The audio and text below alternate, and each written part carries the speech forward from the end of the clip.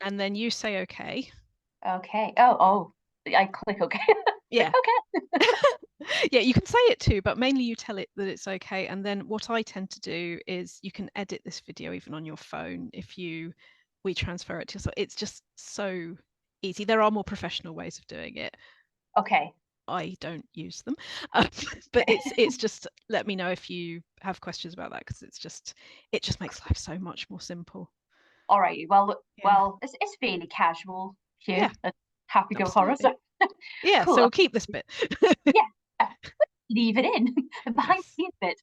Okay, so Dark Bleatings, everybody. We are here today with Dr. Rachel Knightley, who's an award-winning author of both non-fiction and fiction across various mediums. Also a lecturer, an editor, and a writing and confidence coach. So my first question that I would like to ask you is how on earth do you manage your time? Because all of these things seem like full-time things to me, and I'm I baffled. I so see that, and I am really feeling quite grateful slash terrified of my 20 something year old self who went freelance and was very much in the theatre I grew up with. What I was around was the idea of a day off was somehow offensive.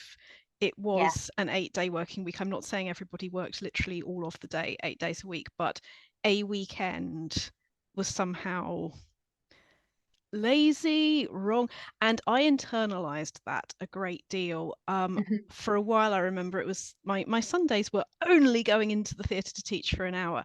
But because it was a community, it was sort of, it was art, but it was the way that people find community and connection in religious places.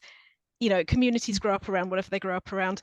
It was pretty full on, and I don't regret that for a second. It gave me everything that I'm interested in terms of communication and performance.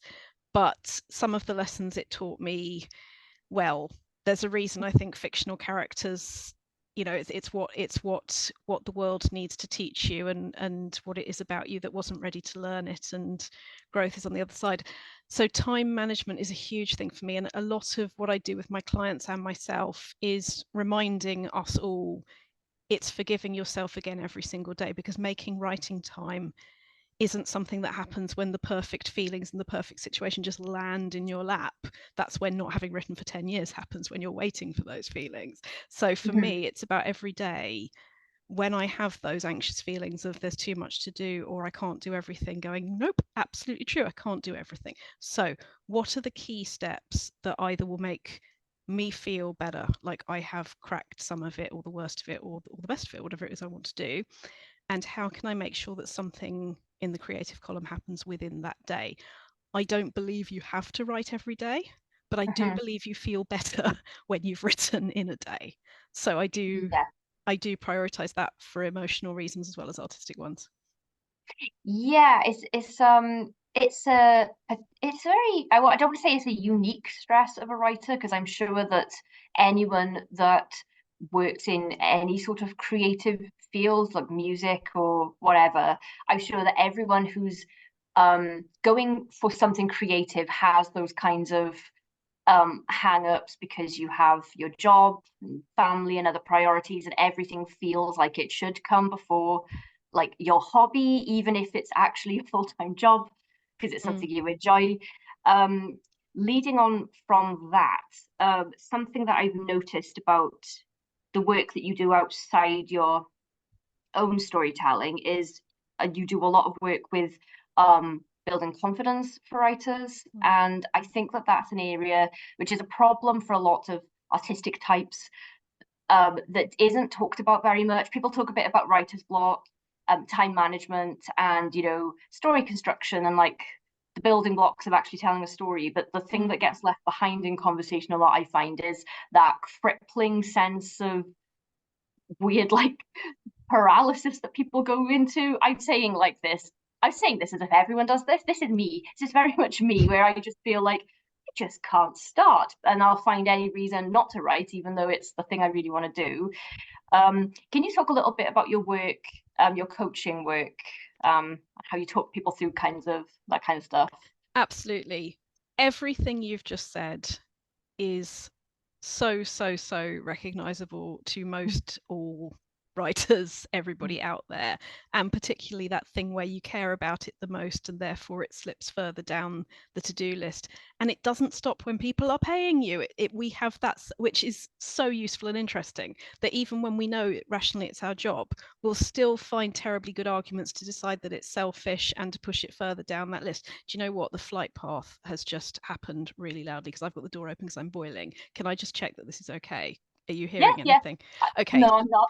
If let me know if it gets worse, because I've got the door right open because I'm boiling and I don't think well in the heat. So if we do need to change it, let me know. But Okay. absolutely, yeah, it's everybody. It's absolutely everybody, and this is why I do what I do, because you might have heard in one of the earlier episodes of the current Writers Gym podcast, Emily and Inkpen and I are talking about how not to give feedback.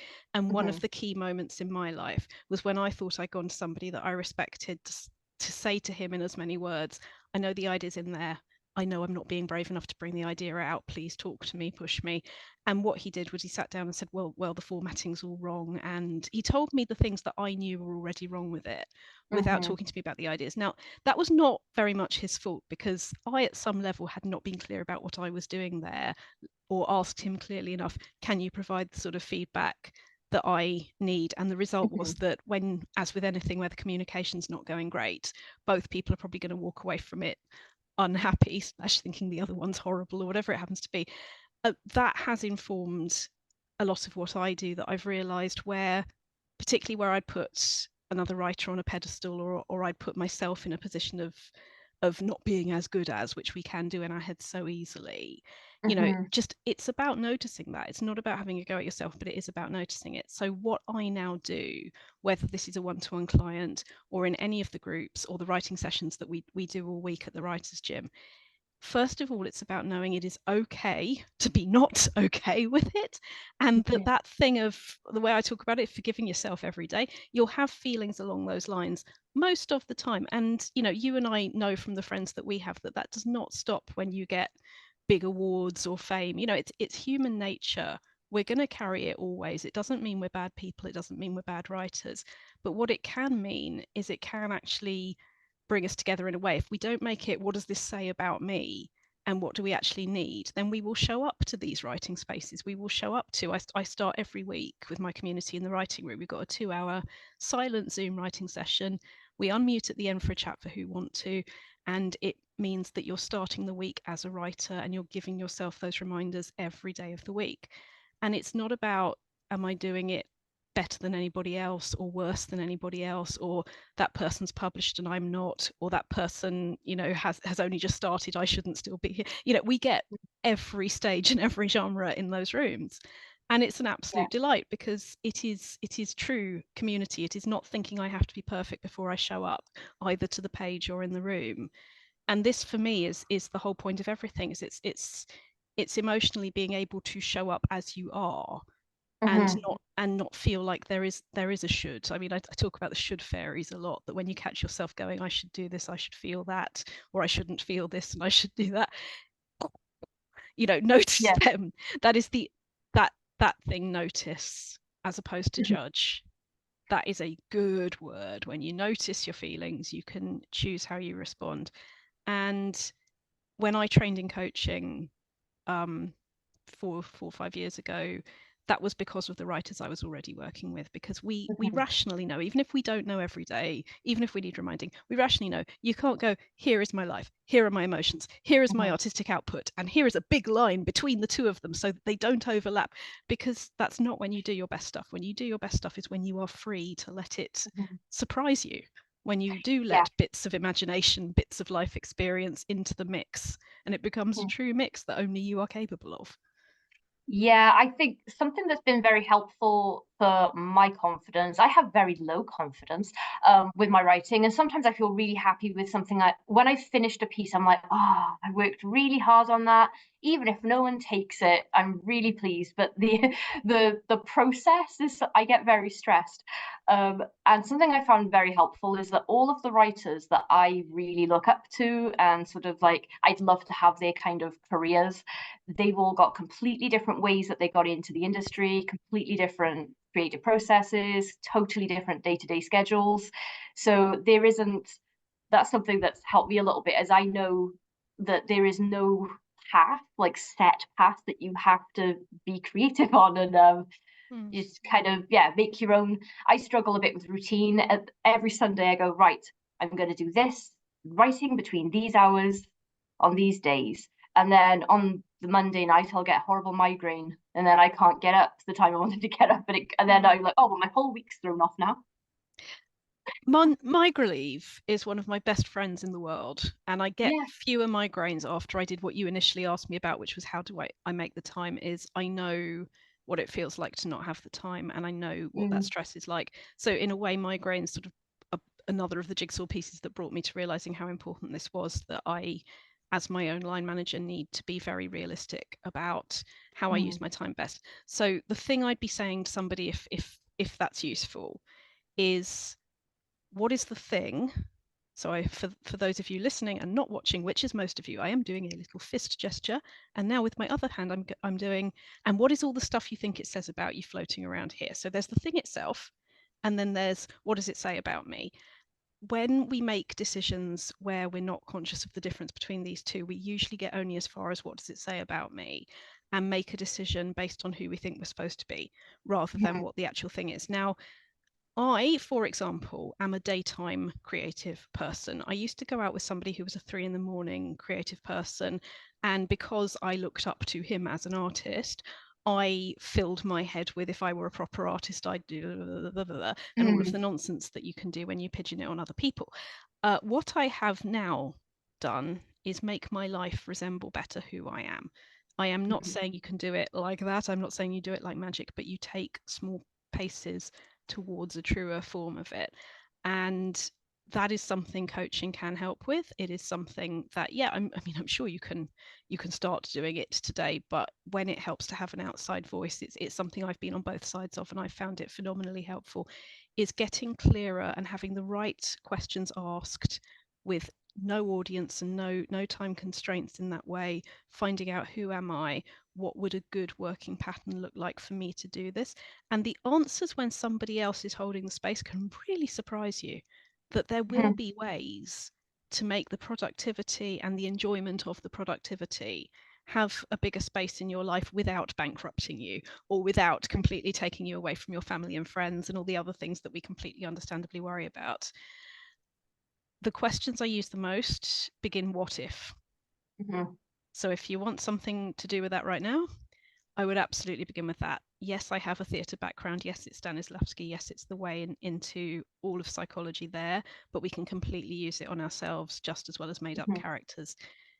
Let's just say there were a way. What might it look like? What's one step I can take now? And it does do beautiful things.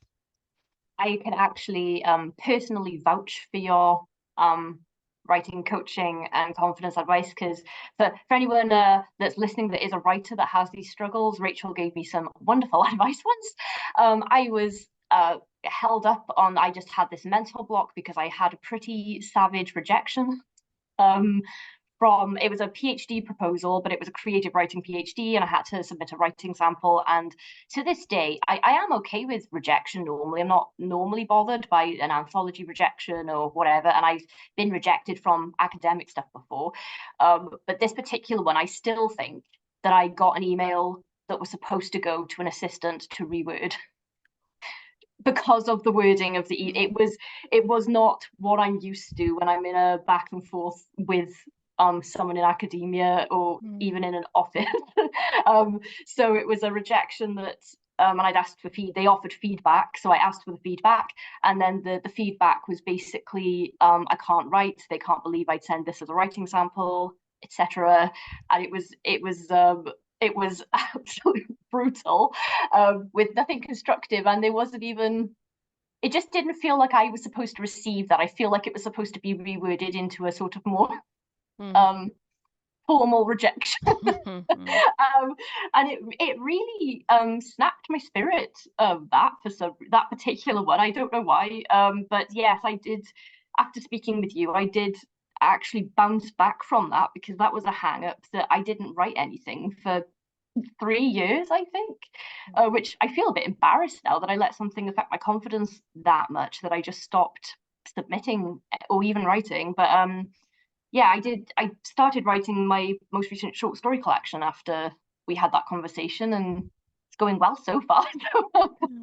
really grateful for Can your I? advice. Oh, well, thank you, but I will see your advice and raise you. Did I actually give you advice, or did I ask other questions about how you looked at that? It was very much akin to what I think a counselor would do, in that you helped me reframe this in a different perspective. So you asked me questions. You did ask me the what if question, and I remember doing a little diagram. Hmm. Um, what if I don't write ever again? What if I just wrote and saw what happened? What if I do get another rejection? And you gave me tools to. Because this is the thing about coaching. The big thing about coaching really is that it's a space to think. It Hmm. is a space to look at how you are thinking in a non-critical way from a spirit of curiosity. Just like good creative writing happens, not through thinking this has to be really brilliant, I've got to show how clever I am, but a spirit of curiosity, as in, oh, I wonder what's around the next corner. That's when we do our best creative work. Creative work is also about what we do with our lives, and we Yeah. do that more healthily in that thinking space. So that's exactly why this Mhm. is this is how I would work with someone. It's re-empowering after those experiences. And I'll just give you a massive high five on that, because I got a rejection that I wasn't supposed to see from a university when I was about 27. So it's getting on for probably 15 plus years ago.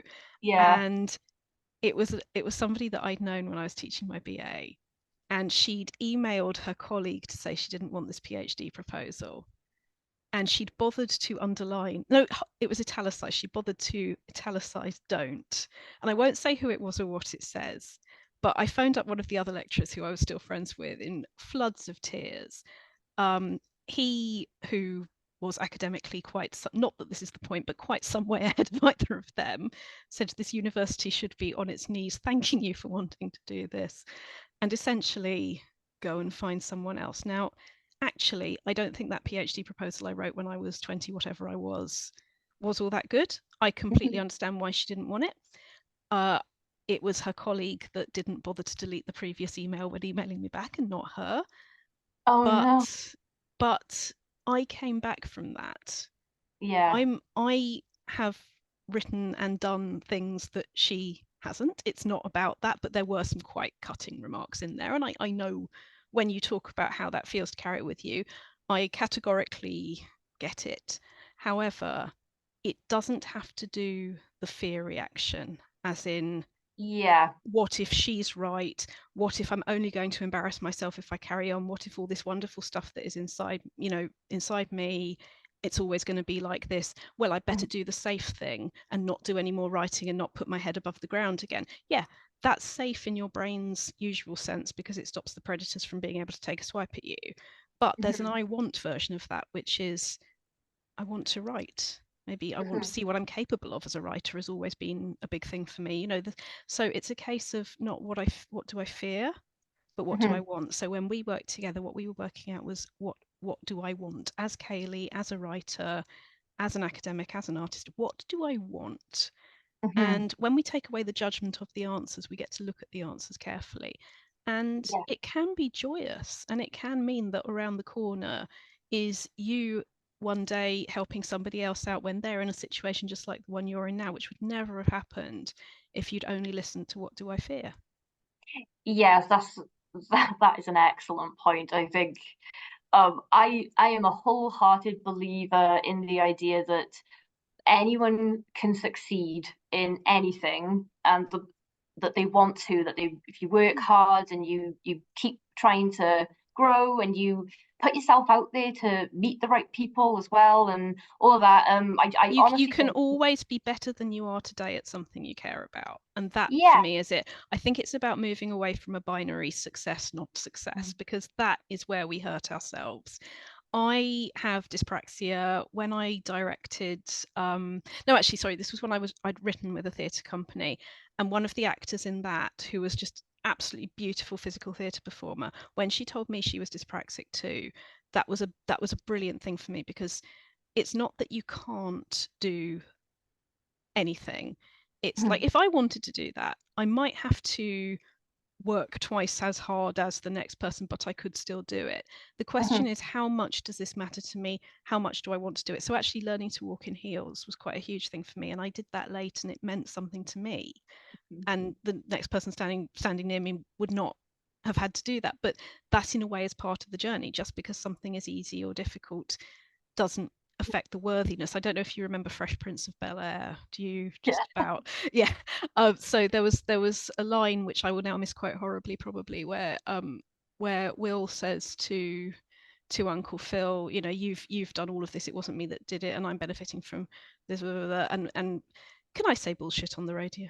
Yeah. Yeah, Yes, yeah. go And on. and Phil says something a little more 6 p.m. than bullshit. Your Aunt Vivian and I worked damn hard to open these doors for you, and you are no less of a man for walking through them. And Yeah. yeah, that's always been a big one for me, that it's again what I was saying to you about what is the thing, and then what does it say about me, what does it say about me. If we scrape away, just poke through the what does it say about me to what is the thing, what needs to happen, that for me is where the clarity comes. It's not about whether I'm scared people think I'm overconfident, underconfident, hair like this, what do they think of how I dress, all of the crap. it does hmm not it does not need to be the focus. It's about the message, not the messenger. And hmm that's what I want to do. So my last fiction book was, for, as you know, for Black Shuck Books, Twisted Branches. That was a short story cycle. So every short story was linked to every other short story, and you don't know exactly how at first, but you gradually move through it. And it became this familial love triangle between three women, and everything that goes wrong in that book is because of how people think about other people, or how they see someone else, and their motivations about their fear rather than what they want. And one particular woman in that really sabotages the relationships that could hmm really, really benefit her, because she's so busy with what do they think of me. And I never hmm say that in the book, but that is what I'm fascinated by, is how we don't, to use that one wonderful phrase I got from Ariel Fisher on Fangoria magazine, say the thing. She was talking about editing. She was talking about not being overwordy and going for what you mean, which is great hmm writing advice, but it's just as important writing advice off the page. Say the Yeah. thing, do the thing, get to know who you are, know what you want, not just what you fear. hmm That brings us very nicely to your work, your Ah, stories, which I am a big fan of. thank you. Um, so Twisted Branches, I have the ebook, and then I have Beyond Glass as Oh, well. should we Which both hold one up? Hang on. You're yes, holding that one up, let's. so I'll hold the other one up. So you're holding Beyond. Oh, that's pretty, isn't it? You're holding Yes, Beyond Glass. I'm yes, holding Twisted Branches. They're both purple. also from Black Shuck Books. Um, the I was very so this was my first read by you, and then Twisted Branches. I was very interested in your overall construction, because short story collections, I think, um, people who just read them and people who aren't also authors themselves, so anyone who's never actually put together a short story collection might not realize the amount of thought that goes into the order of the stories, whether or not the stories are connected, um, things like that. I think a lot of people think that they're just all thrown in, because a lot of people they'll dip in and just read one from the middle, and then Mm, they'll read the first one later. And I'm always like, read it however you want. But I did kind of put them in an order for a reason. um, your short story cycle, I was so like captivated reading that, because I wasn't at any point exactly sure if I was reading short stories or I was reading mm. chapters of a longer story. And yeah, you don't know how things are connected until you get to the Yeah, end. And yeah. you did something similar in this, where you had I part one, part bookended it, two. didn't I, with Yeah, part one and part two of The Other Woman. Yeah, yeah. yeah. I loved that. When I got to part two, I was like, oh no, she did not. And I was so excited that there was more. So yeah, how do you Mm. approach compiling like an overall story in your head and splitting it, because it's a lot harder to do than people think it is. Yeah, I think in very different ways. It's interesting hearing you say that, because with The Other Woman, that was me wanting to explore what it was like to be on the other end of a stalking situation, that Mm-hmm. that none of what's in there is real, but what was real was my fear about domestic violence, and how when the Mm-hmm. genders are swapped, police and friends and family don't necessarily see it the same way, but also the nature of evil, that in the real version I represented pure evil to the woman who was stalking me, because I was with the person she thought was hers. That wasn't what I thought, but that was what she thought. And Yeah. I was Jewish and she was anti Semitic and physically violent. Now, meanwhile, she represents pure evil to me because she's anti Semitic and Mm-hmm. physically violent. So even as the police computer was refusing to accept the emails that I was forwarding, that they'd asked me to forward because of the language in them, and the policeman standing next to me trying to make the computer take the emails, even as that was going on, the whole thing was just terrifying and ridiculous. And anyway, she'd been to my house, she'd been to the theatre. I didn't know what was going to happen next. Even as this was going on, I was thinking, there's a story here. And it wasn't, look world, look, please tell me I'm right and she's wrong.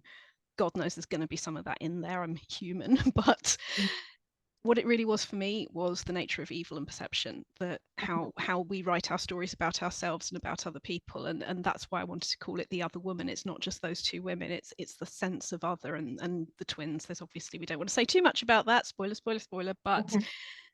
that's what was going on for me. So in terms of the structure, it made sense for that to be two part, because everything in it is dual.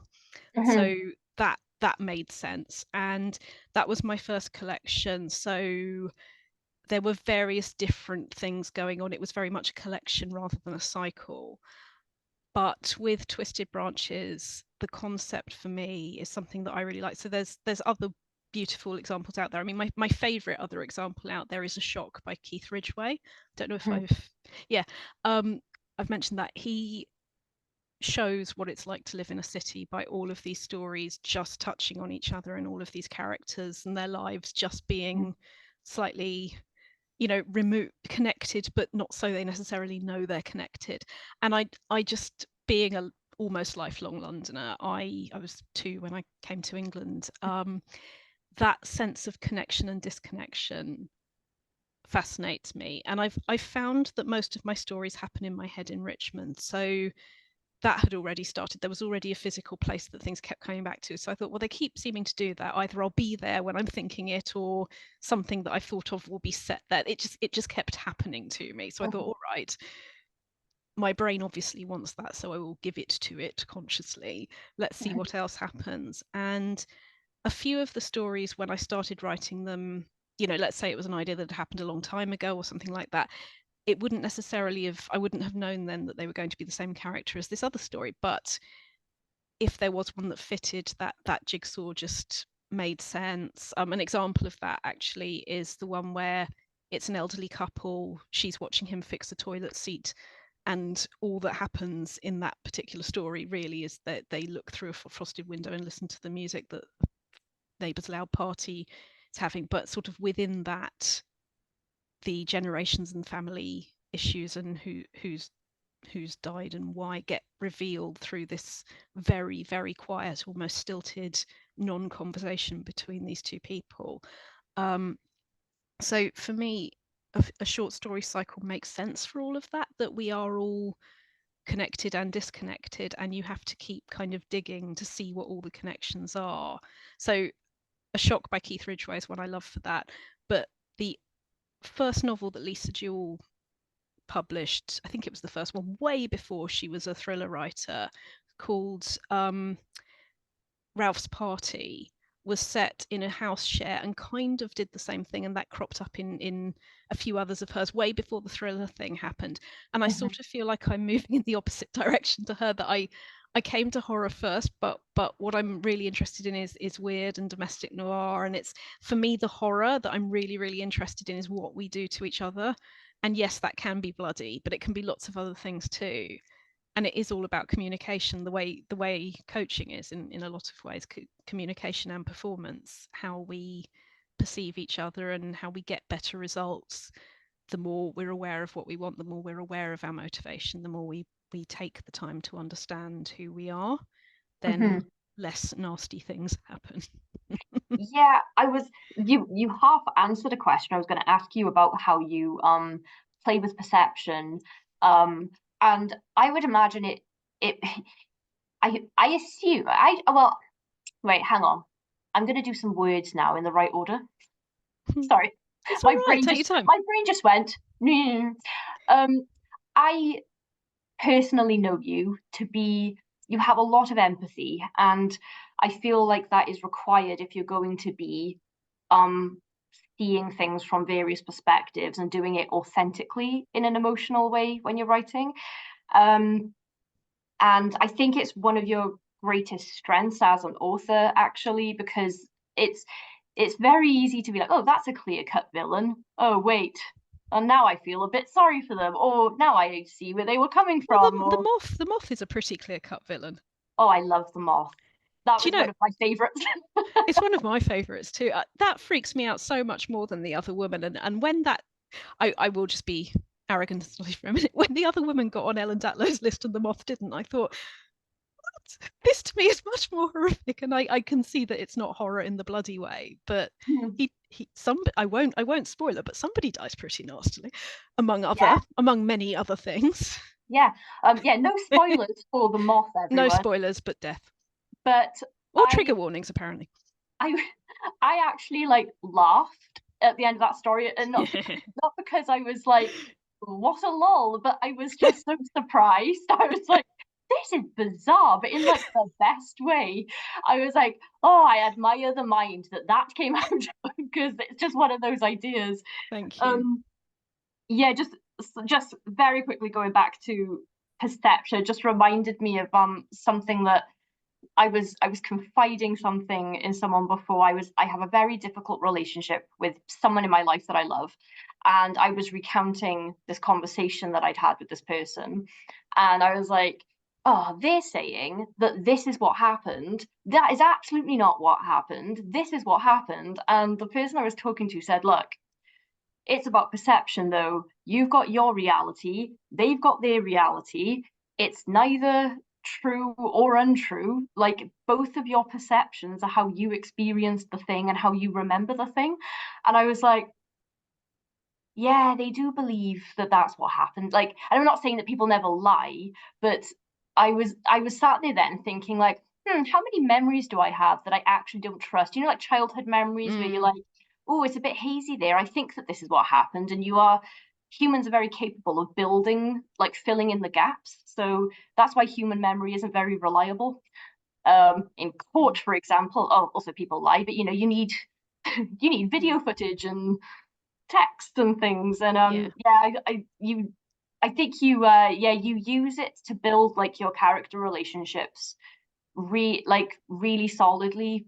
Nobody ever feels shallow, like your characters, and even in short stories where you've got such a short space of time to like introduce these people to us, there's like a lot of depth. I'm still thinking about the moth. That's It's why I'm that's okay. We could very definitely link those. And it's really nice hearing you say that. Thank you. What makes writers uniquely useful as friends is we do know other people are as real as we are. That the more we develop stories, the more we realize you can write it from this person's point of view, you can write it from that person's point of view. It doesn't mean they're necessarily equally right, because like you say, we're fallible. And certainly we lie. We all lie. We don't necessarily mean to.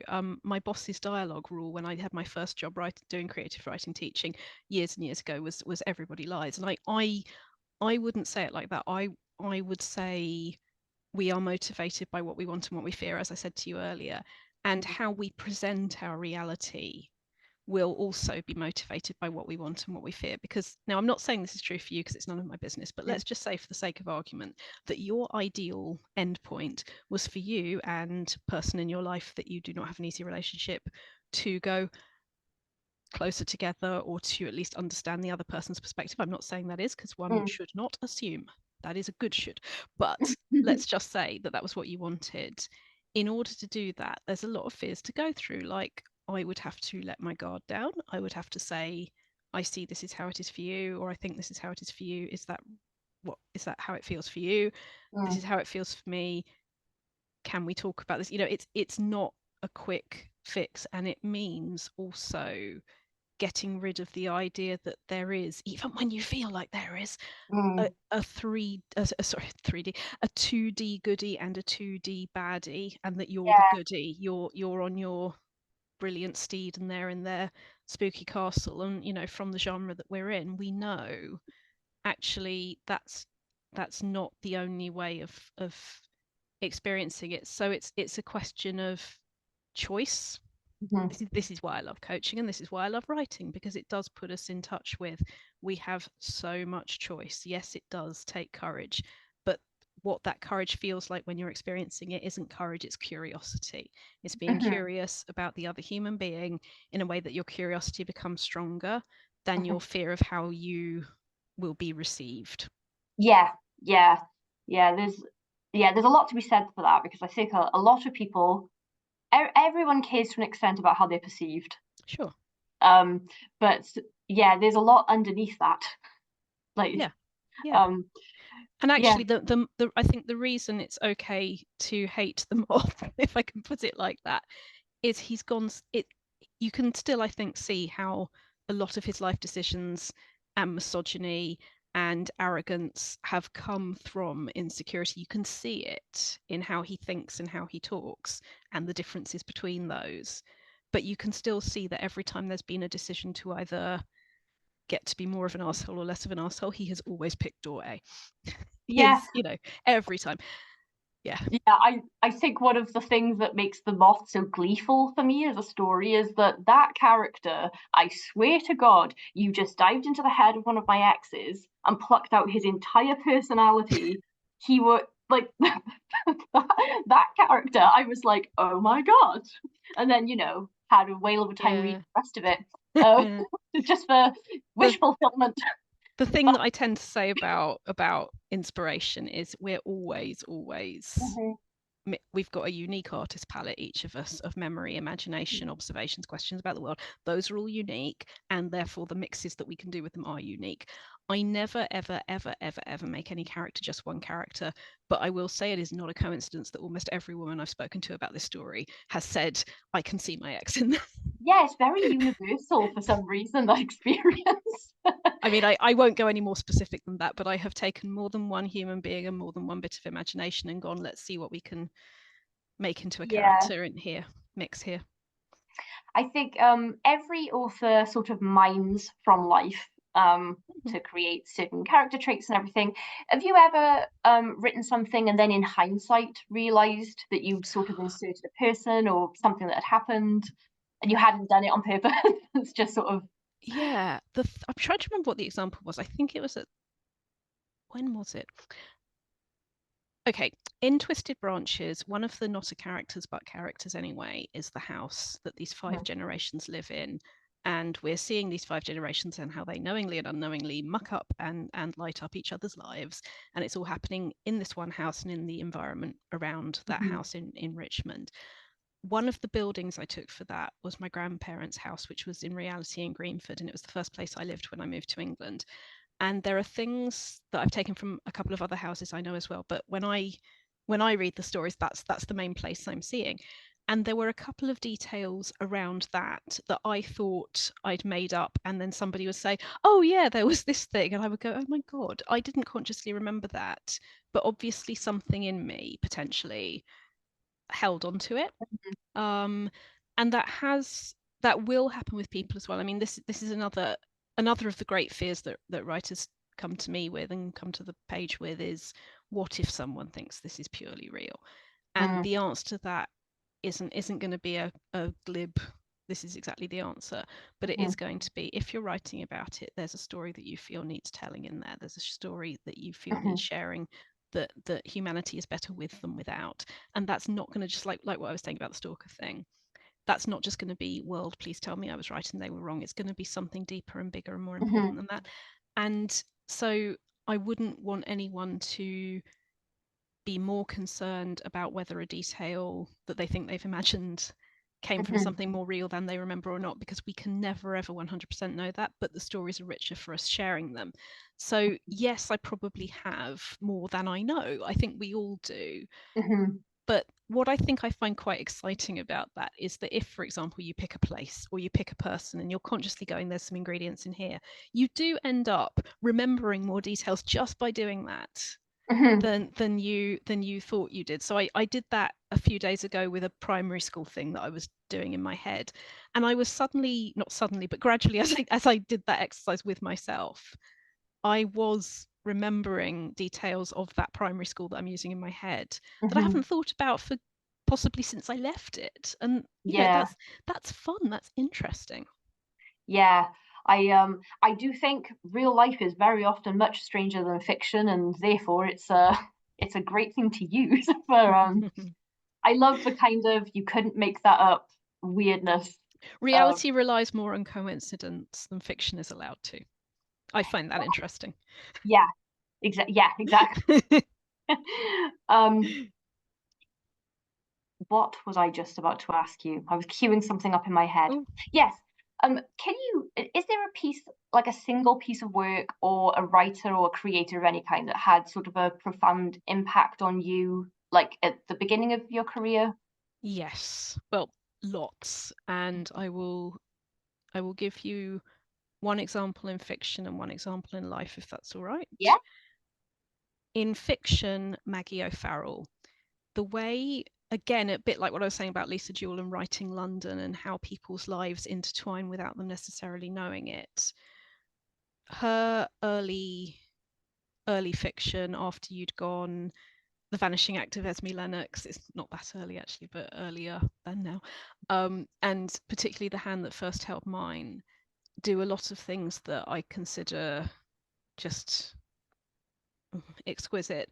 That she is very good at the power of people over other people, and the darkness of that. And her memoir actually is a great place to be if you want to compare how things got into fiction and where some of the seeds came from. She's very generous and very clear on that without being spoilerish, and I will Mhm. also not be spoilerish, but how she wrote them was brilliant. She killed off a romantic hero, and I won't say which book because that would be a spoiler, in a way Okay. that absolutely destroyed me. Actually, thinking about it, two of the books, but one in particular where I just did not at the time see that coming, even though I maybe would see it coming if I read it for the first time now. But she also absolutely destroyed me as well as teaching me a great deal. I nothing but love and respect for those books. Um, the life influence, who absolutely is a writer, is David Bowie, and it's not about the music as much as I love the music. He is there on that wall that you can't see over there as a reminder to me every day to catch myself if I get thoughts like, oh, but what would people think? Or I can't Mm. do that because people see me in this way. Or that would be too scary to do. Because the truly authentic way of being a writer is to listen to what's in here. I mean, there's that lovely Star Trek line, let's see what's out there, but it works in both directions. It's what's in here. So it's not necessarily the song changes, although obviously that's the one that gets quoted back at me when I say this, but it's looking at his life. And one particular example of that, which I first heard in an MTV recording where he prefaced it by apologizing for it massively and saying I was very high on the following substances and this was absolutely a cry for help. It's a very short song called Word on a Wing, and Mm. it's about the idea of I don't stand in my own light. That yes, we can work very hard, and yes, what we do can be very, very impressive, but the idea, whether you're using it as an image of a literal god or whether it's just something beyond you, universe, Mm. however you want to word that, having a sense that there is something beyond yourself and actually humans, that it may I mean, when I was younger, I would put people on pedestals way too easily, and I Yeah. think that was something that helped me with that. So it's Word on a Wing, and it's on Station to Station, which the opening sound effect of Station to Station is music being a train, and how, you know, how cool do you want something to get.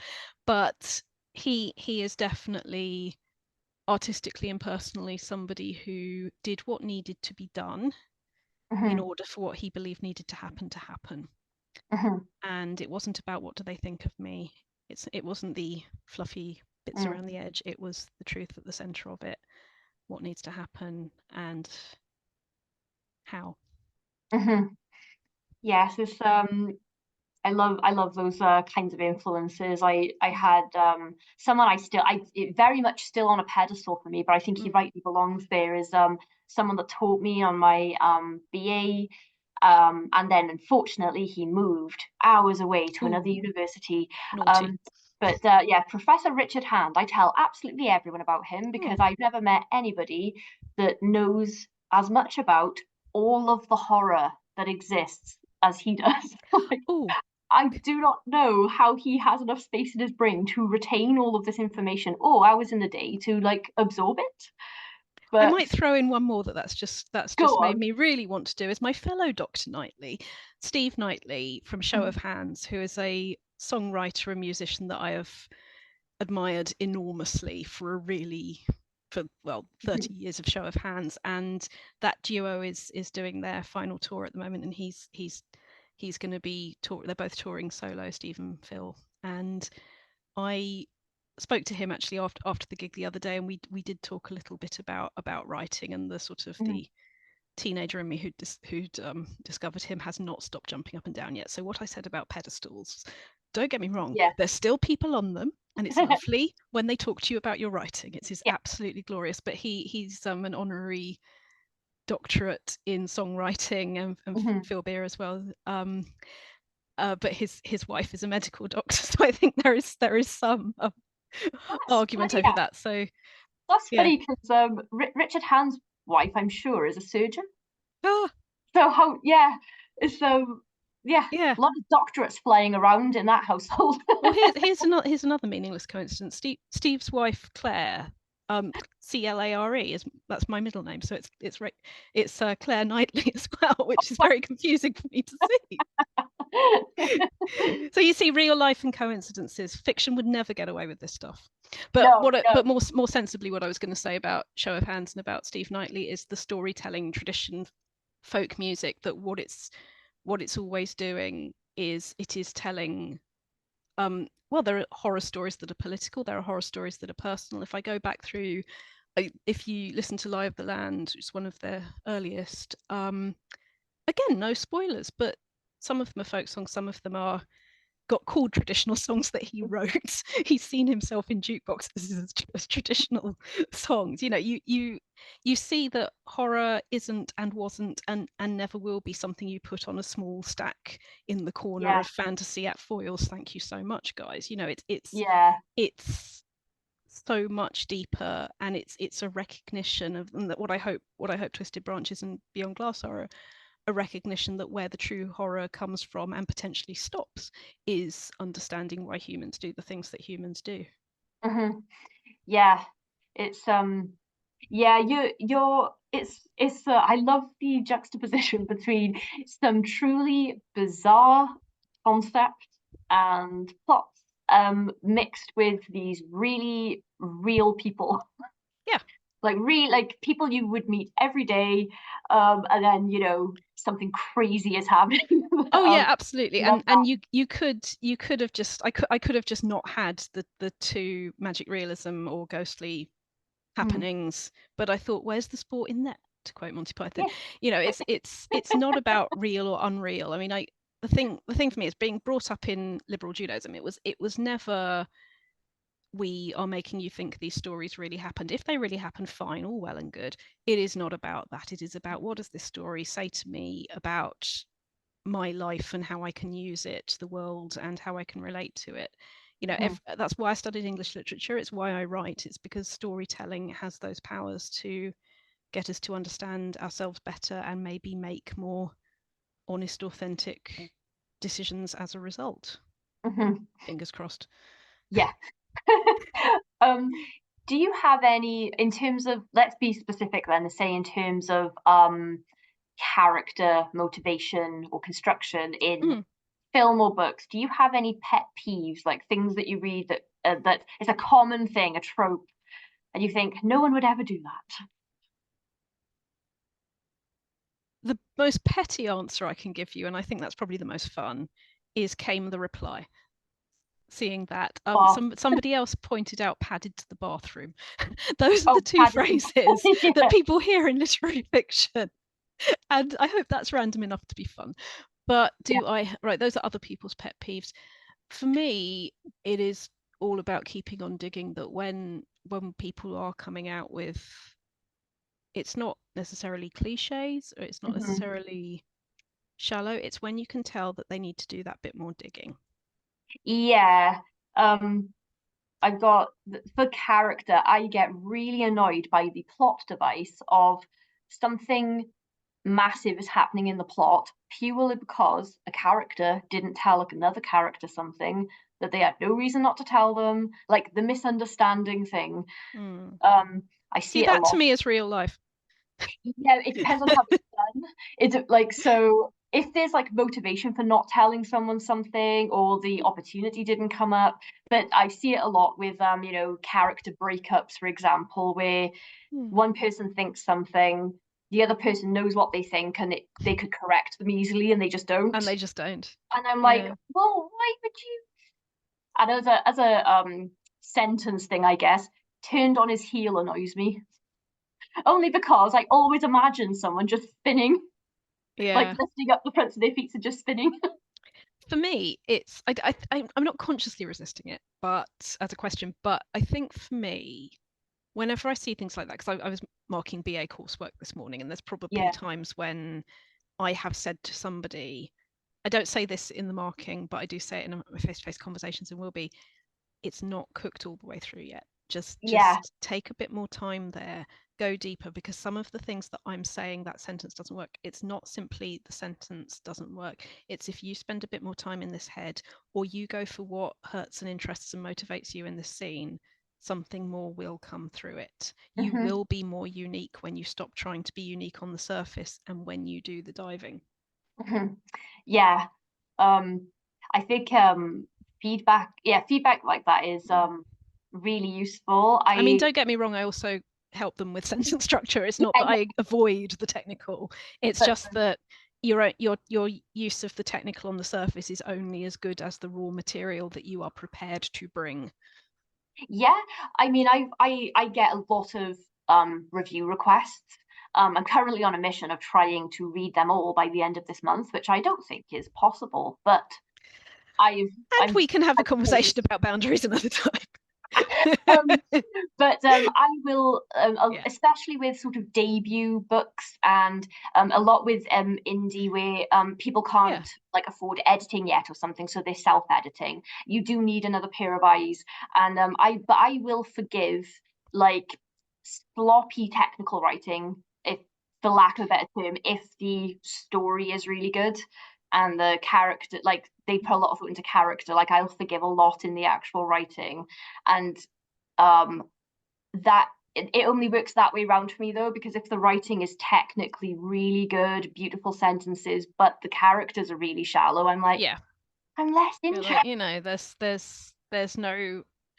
there's no risk. There's no risk. There's Yeah. no reason to carry on.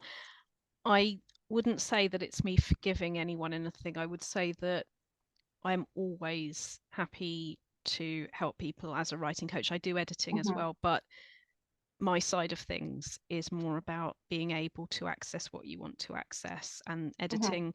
So with your creative writing toolkit that I had published during lockdown, there's at the beginning of the book there's the first draft commandments, and at the end there's editing, and I can absolutely share those, but what I think it all comes back to, and the thing that I would send back through time to my earlier self, is we cannot edit what we haven't written.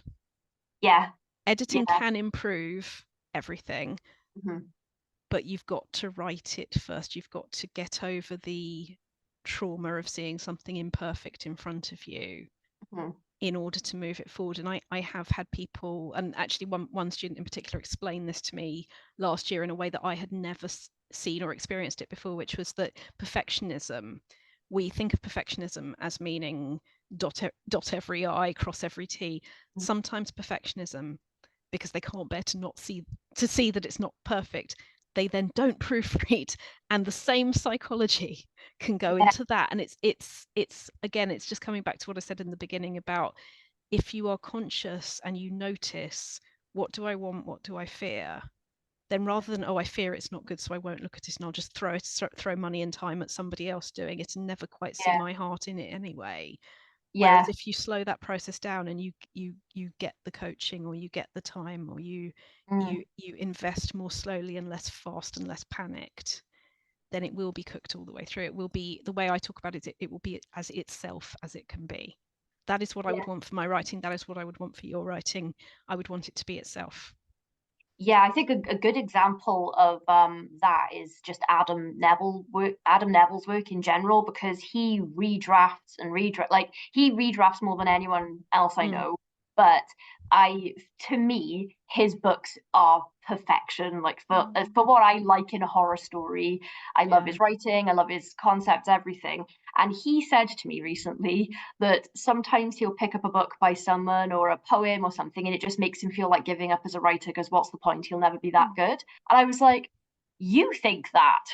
Because he's another one that's on a pedestal for me. I I have was like, spotted that, yes. But the thing is, I have, noticed. yeah, I mean, poet and novelist Rosie Garland, wonderful. Other poets that I so, I mean, Nigel Planer, who we're interviewing for the Mm, podcast in a couple of weeks. Um, his poetry as well, which is beautiful memoir, fictionalized, so that you never know quite what is what. But I where it's human beings I have met and know, I know that they're another human being like me, like you. I've got the first-hand proof. What is then very helpful is to take the next mental emotional step and go, well, if they think that, mhm. so did dot Yeah. dot dot. And if we think of every name, like David Bowie, Steve Knightley, I've forgotten your lecturer's name, sorry, Oh, Richard Hand. Richard Hand, Yeah. we're all writers, and if we're not 100% assholes, the chances are that we are not thinking we are the person on our own pedestal. That's Yeah. why David Bowie said, and I don't stand in my own light. If there were ever someone not doing that, I would be very surprised. I'm another example. So my friend Silky Stanshall, her father Vivian Stanshall, Bonzo Dog Doodah Band, her mum told me a long time ago about, she's died now, wonderful author Kai Longfellow, talked about how Vivian Stanshall and John Lennon would sort of see each other as the real thing in rock star terms. Mhm. We'll always do it. It doesn't matter what the world is saying. We've read other writers, we've been moved by other writers. Otherwise, why the bloody hell would we have become writers? Yeah. It's we're and I find that reassuring. It is not about waiting for the feelings to change. It Mhm. is not about waiting to feel 100% secure in order to put your voice out there. It's about Mhm. being willing to take the risk. Yes, exactly. I love listening to you talk about writing and process, and I'm just sat here like, oh, I connect with a lot of what you say, and then my mind goes into these little like, I really am going to bookmark that sentence or Oh, something. well, you can have more of it most Wednesdays, because the Writers Gym podcast is going strong with me and Emily Inkpen every week. So Yes, do come and play. I'll put a link in the description for that, and Thank you. obviously the website and everything as Yeah. well. Is there something that you wish you could tell your 16-year-old self if you went back Yeah. in time?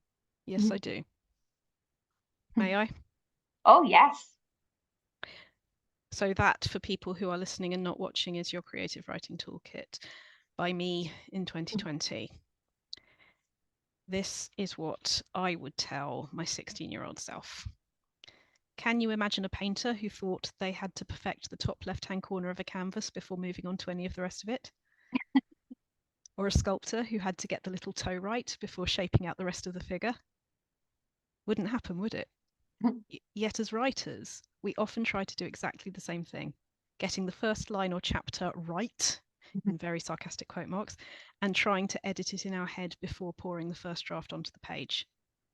So I'm going to zoom through the 5 first draft commandments, and remember this is writing, not editing. Editing has its time, but get it out there. Thou shalt not edit or criticize thyself. I didn't invent the phrase vomit draft, but I wish I had. Okay, the metaphor breaks down when after you've vomited your draft onto the page, you will have to sort it out and develop it. Do not try with real vomit, but this is how you get to meet your ideas. You can't edit what you haven't written. Number 2, a writing prompt is a diving board, not a dive. Writing prompts don't just happen at the workshop table. Any stimulus, from an overheard line of dialogue to a person you see on the street or a view from a window, will give you ideas that tap into other ideas or questions already in your mind. If an idea in response to a prompt seems too obvious, don't be fooled. Obvious is what inspiration feels like. Number 3, aim to be interested, not interesting. New writers often feel overwhelmed or nervous about whether their writing is interesting. The truth is, when it arrives on the page, that is not a fair question. Whether you're the most experienced author in the world or have never written before or are anywhere in between, the important thing is to focus on what makes you feel curious or excited and let yourself explore that. Don't worry about the audience yet, but the first draft stage is just for you. They'll enjoy it all the more later if you invest in the first draft now. Number 4, there is no wrong answer. This is especially true when you're writing from a prompt, but it is actually true all the time. Writing your first draft as freely as you can, without worrying about whether you're doing it right, is vital to find the story you want to tell and the voice in which you will tell it. 5, and finally, there may be 7 basic plots, but there are infinite original voices. Your unique mix of memory, imagination, and experience has never occurred before and will never occur again. The experience of writer's block is not about having no ideas. It's about being overwhelmed by how many choices you could make and not knowing where to start. Prompts help you pick a door. Then you just need to trust that whichever door you take, if you write with genuine curiosity and interest, you'll find the path that's right for you. That is what I would tell 16-year-old me. I wish that I'd heard that at 16. I might have written a little bit more by now. Well, you know, you, me, and everybody else in the universe both. And do bear in mind that thing you said about the people that you have on pedestals, it's true of the people they have on pedestals too. What if everyone is just as imposter syndrome filled and scared as I am? The only difference between me now and me 20 years ago is I know everyone else is just as scared as I am. Yeah. I think that is a lovely sentiment to finish on for today, but particularly for horror, we're all scared. Yes. But I do have one more question, and I've asked everyone this that I've interviewed, and so far no one has known. And I want you to know this is really serious, Rachel. Ooh, go on. Do you know what this is? No. But can I bring one? Yeah. Tell me about yours first, and then I'll go and get mine from over there.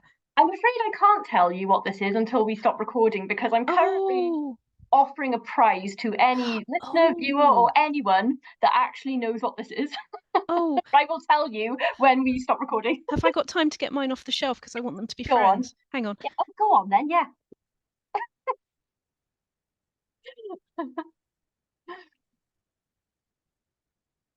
Yes, if you do know what this little fella is, put it in the comments. I love that we're saying what this is for the audio, but I guess if they've heard it lots of times, they know that you're holding up an egg-shaped purple thing, with one eye, yeah, with 2 hands with 3 fingers on each, and I am holding up this guy.